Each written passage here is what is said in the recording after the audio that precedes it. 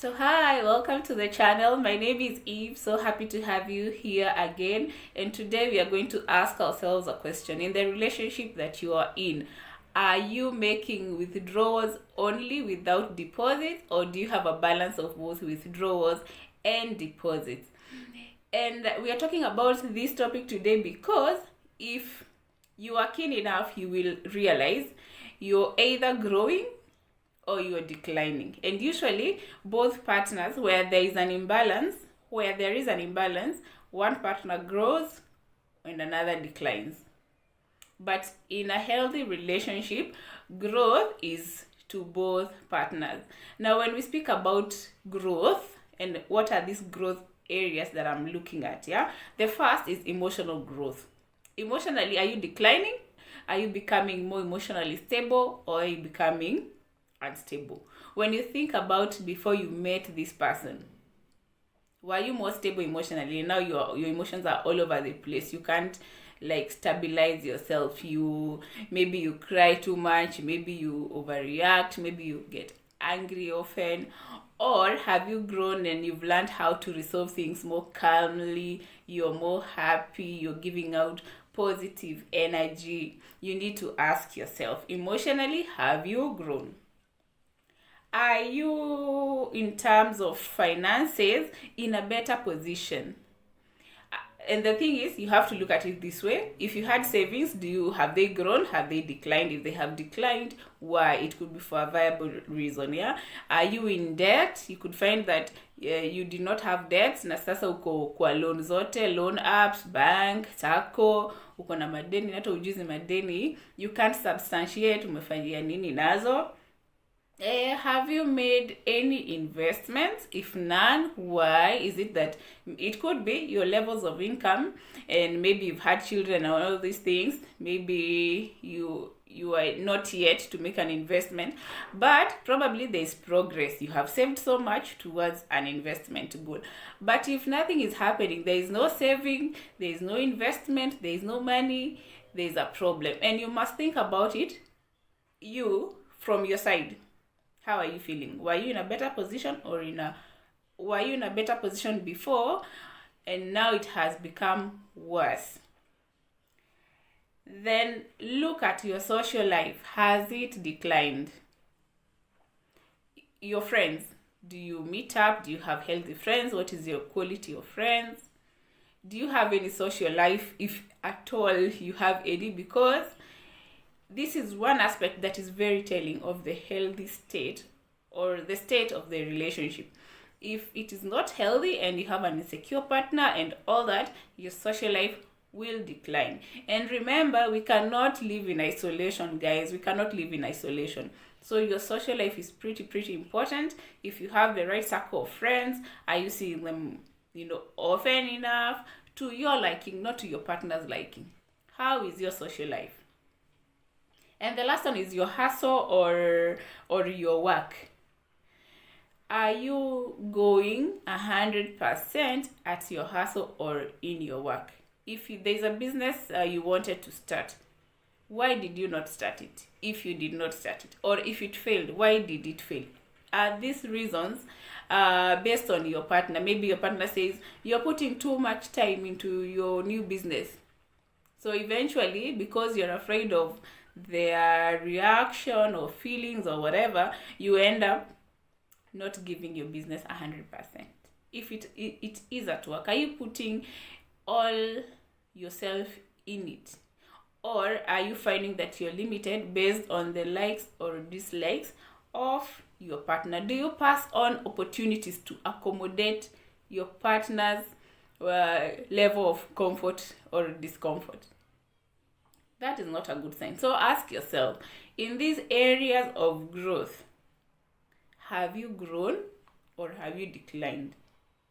And then you must ask yourself, in comparison to your partner, has she or has he grown or declined? If you are declining and she or he is growing, there's a problem because it is at your expense. If you are just growing and he is or she is declining, then there is a problem. Now the thing is, maybe someone could be, and the thing is, you don't look at one, you look at all. Because maybe someone could be lazy at their job, I don't know, maybe someone would be slacking, or they didn't have integrity at their job, so they lose their job, then their financials decline. That could happen. I'm not just speaking about that. We are saying everyone, there is no extremities, just in terms of just balance of relationships. Plus, even if you were to say they lost their job and that happened, fine, but now look at the rest. You've spoken about emotions. Are you a better person socially? You yourself, even if they lost their job, how is your work? How are you taking up opportunities? So you really need to think through, and these are some of the things we never really take the time to think. You're so obsessed with the fact, like, you need to get this right, you need to be married, you need to be in a relationship, that you really don't sit and think, how is this going for me? And when you think about it, always I say, I'm not the advocate for upping and leaving. First, you always communicate, find help, communicate, then resolve the issues. However, I am the advocate of, it takes two to make anything work. So you cannot work on it by yourself. It will not work. You will tire out. Then it will go back to the same cycle. You're the one who is losing when the other person is gaining. And there's something else that is also very, very telling, and that is the aspect of giving. When you look at your relationship, are you the giver and the partner is the receiver? And this is not, even if it were a man to a lady, and it is not based strictly on financials, because maybe someone will say, oh, but I'm a man, I'm the one who's supposed to give. Yes, you should provide, but this is not limited to that. So when I'm saying giving, are you just the one giving? Are you the one only giving the money, giving the time, giving the empathy? Are you the one who is always forgiving? Are you the one who is sacrificing your social life? Are you the one who is giving the peace? If it is not for you to give the peace, there is no peace. Are you the one who is the responsible one and accountable? So every decision that has to be made, you're the one who does it. If there's something that needs stepping up, you're the only one who does it. In terms of decisions, do you give up, all your decisions or your ideas or your wants, and make it all about what they want? So if you are always giving these things, whether it's money, and this applies even to men, if you're in a relationship, say with a girl, and you're the one who is always forgiving, the money is always you, the time you are the one, she cannot make any decisions, you cannot rely on her on anything, how balanced is that relationship? And if you're the woman, please do not tell me it is the woman who makes the home. That story, and I mentioned it before, and I'll put the link up there on that video. Those are some of the things that we have normalized that are bad. So if you are a woman, you cannot say that it is you who are making the home, so you're the one who is supposed to be accommodating and giving and kind and understanding and peaceful and humble.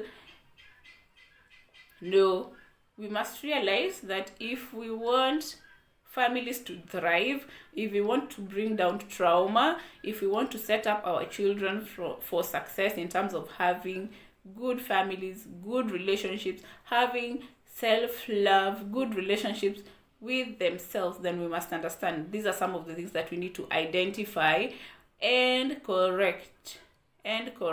But where there is no correction, remember, it is for you to know your poison. Really, I cannot tell you what to do, not to do. It is for you to know what is your poison. Now, whatever your decision, just know everything has a consequence. Do not choose unhealthy conditions. If someone is not ready to compromise, to grow with you together, to put you as being a person of importance, to put your growth and your well-being as a priority, then I would say that is not a healthy relationship. And toxic relationships is not something I advocate for. So hope you've taken out something. Please evaluate and then do what you need to do. Don't forget to like, comment, and subscribe. Okay, bye guys.